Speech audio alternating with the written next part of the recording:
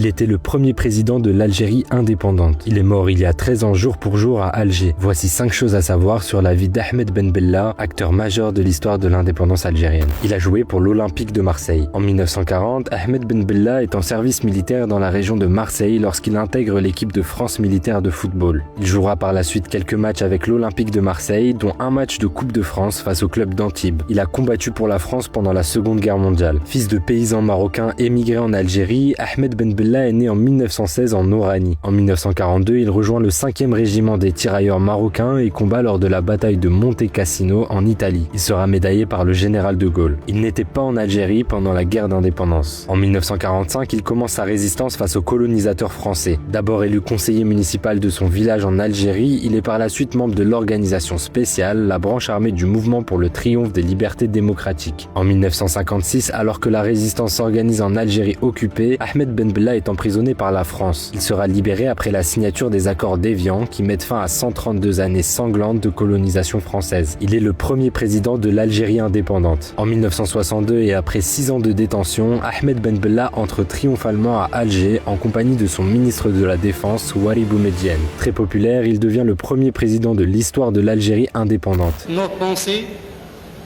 vont vers nos frères et nos sœurs tombés au champ d'honneur. Il a fait 12 ans de prison en Algérie. En 1965, son ministre de la Défense et désormais rival Ouari Boumedienne le renverse seulement 2 ans après sa nomination au poste de président. Il est alors jeté en prison et y restera pendant 12 ans sans jamais avoir le droit à un procès. À sa mort en 2012, un deuil national de 8 jours est décrété par le président Bouteflika et l'aéroport d'Oran est renommé en son nom.